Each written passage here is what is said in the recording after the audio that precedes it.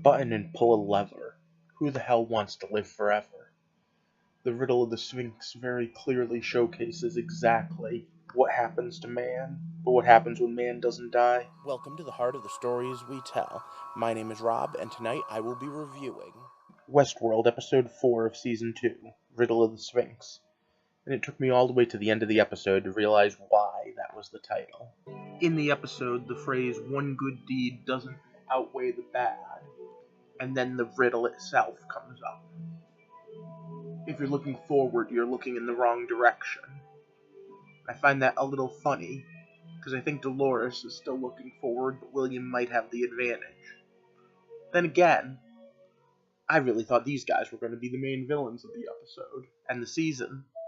And you know what? I don't even know for sure I know what's going on in Westworld anymore. But okay, for those of you that don't know, what I do here is I examine stories, I take them apart and try and figure out what's coming up and what happened and why. I also do theory videos on Sundays, 2 a month right now, and Throwback Thursdays to older stories. So if you'd like to see me ramble on about all sorts of different stories, click that subscribe button and join our little community. One that I've been trying to build up for going on 3 years now, maybe just about 3 years now. But for right now, we're taking a walk through Westworld, and the heart of this story is a pretty messed up one. It's about family, and about consequences, and about riddles. Let's get started. So once again, it's stop spoiler time. So throughout the episode tonight, we get flashes back to Mr. Delos himself. Well, not really himself. This whole thing is a Lazarus experiment. The idea being we're going to try to make an immortal. Someone who can never age and never die because he's always downloaded into a new robot. Now, this was William's idea. And if you remember Logan was the guy's son. And we also get a rather anticlimactic end to his particular story. I guess he OD'd at one point. There's part of me that wonders whether or not William himself had something to do with it, pushing him over that edge. But we also see William both in the past and in the present, interacting with the robot Mr. Delos. And then we see these two facing off as well. And all in all, the whole thing is rather macabre. Delos is trying to cheat death. And like he said, if you're trying to cheat the devil, you at least owe him a sacrifice. And in that particular case, it was alcohol. But at the end of the day, the whole episode, all of it, the whole Riddle of the Sphinx, is based on the fact that we grow old. What would happen if we didn't? Well, we see some cognitive dissonance in there. And I find it interesting because it's the same thing we see in Bernard. What was it they called it? A plateau? By the way, we also got a return of a character we haven't seen that we thought died back in season 1. And I wonder, did Bernard print her a new body?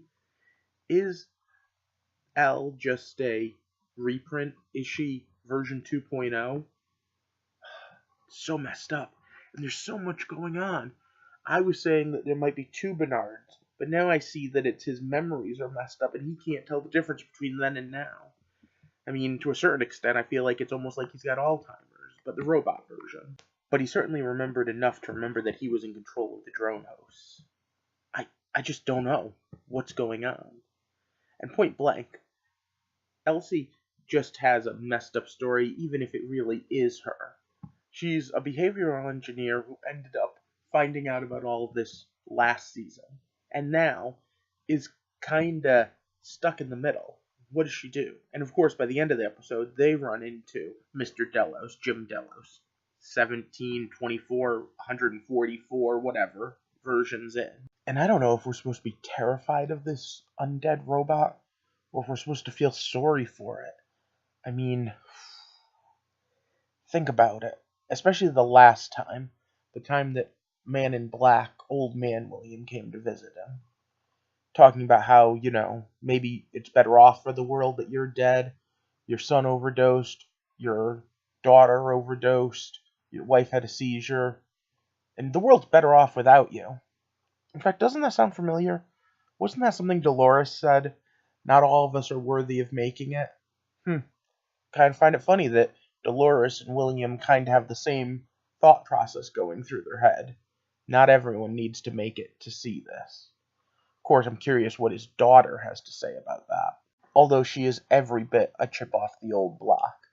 I do love the fact that she was in Indian World, or whatever they called the Far East section, and was going around shooting people before having sex with them, and figured out what was going on, but also knew the language of the natives in Westworld.